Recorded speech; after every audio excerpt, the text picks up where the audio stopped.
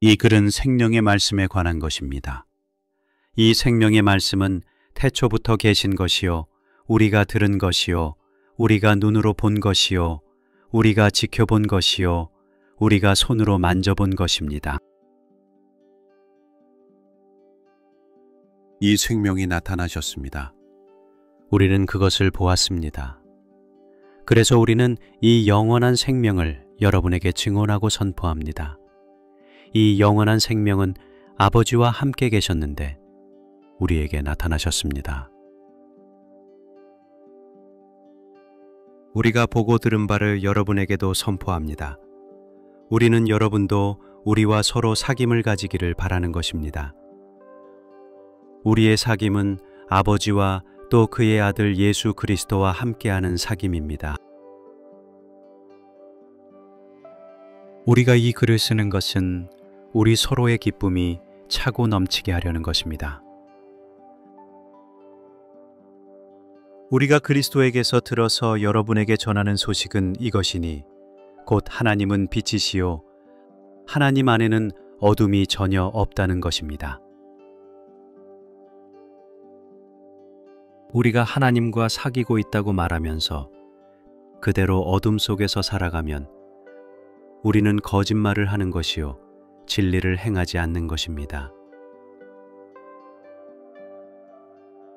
그러나 하나님께서 빛 가운데 계신 것과 같이 우리가 빛 가운데 살아가면 우리는 서로 사귐을 가지게 되고 하나님의 아들 예수의 피가 우리를 모든 죄에서 깨끗하게 해주십니다.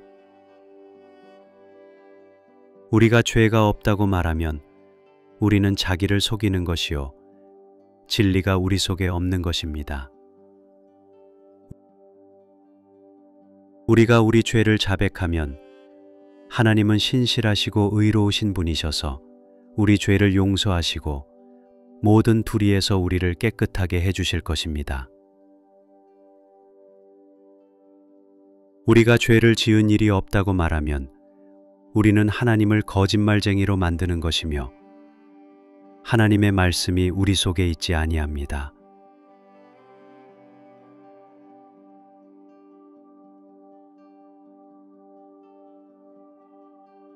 나의 자녀 여러분, 내가 여러분에게 이렇게 쓰는 것은 여러분으로 하여금 죄를 짓지 않도록 하려는 것입니다. 누가 죄를 짓더라도 아버지 앞에서 변호해 주시는 분이 우리에게 계시는데 곧 의로우신 예수 그리스도이십니다. 그는 우리 죄를 위한 화목제물이시니 우리 죄만 위한 것이 아니라 온 세상을 위한 것입니다. 우리가 하나님의 계명을 지키면 이것으로 우리가 하나님을 참으로 알고 있음을 알게 됩니다. 하나님을 알고 있다고 하면서 하나님의 계명을 지키지 아니하는 사람은 거짓말장이요 그 사람 속에는 진리가 없습니다. 그러나 누구든지 하나님의 말씀을 지키면 그 사람 속에서는 하나님께 대한 사랑이 참으로 완성됩니다. 이것으로 우리가 하나님 안에 있음을 압니다. 하나님 안에 있다고 하는 사람은 자기도 그리스도께서 사신 것과 같이 마땅히 그렇게 살아가야 합니다. 사랑하는 여러분, 내가 여러분에게 써 보내는 것은 새 계명이 아니라 여러분이 처음부터 가진 옛 계명입니다. 그 옛 계명은 여러분이 들은 그 말씀입니다. 나는 다시 여러분에게 새 계명을 써 보냅니다. 이 새 계명은 하나님께도 참되고 여러분에게도 참됩니다. 어둠이 지나가고 참 빛이 벌써 비치고 있기 때문입니다. 빛 가운데 있다고 말하면서 자기 형제자매를 미워하는 사람은 아직도 어둠 속에 있습니다. 자기 형제자매를 사랑하는 사람은 빛 가운데 머물러 있으니 그 사람 앞에는 올무가 없습니다. 자기 형제자매를 미워하는 사람은 어둠 속에 있고 어둠 속을 걷고 있으니 자기가 어디로 가는지를 알지 못합니다. 어둠이 그의 눈을 가렸기 때문입니다. 자녀되니 여러분, 내가 여러분에게 이 글을 쓰는 까닭은 그의 이름으로 여러분의 죄가 용서함을 받았기 때문입니다. 아버지되니 여러분, 내가 여러분에게 이 글을 쓰는 까닭은 여러분이 태초부터 계신 분을 알고 있기 때문입니다.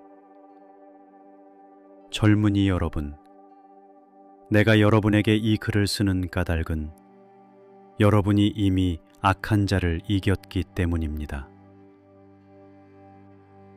어린이 여러분, 내가 여러분에게 이 글을 쓰는 까닭은 여러분이 이미 하늘아버지를 알고 있기 때문입니다.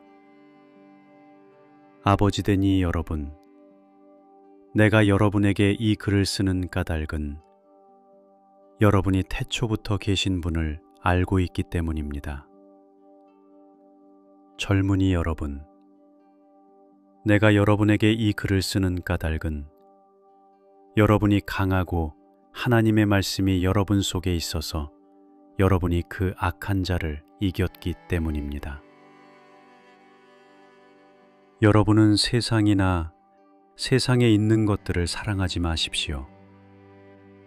누가 세상을 사랑하면 그 사람 속에는 하늘아버지에 대한 사랑이 없습니다.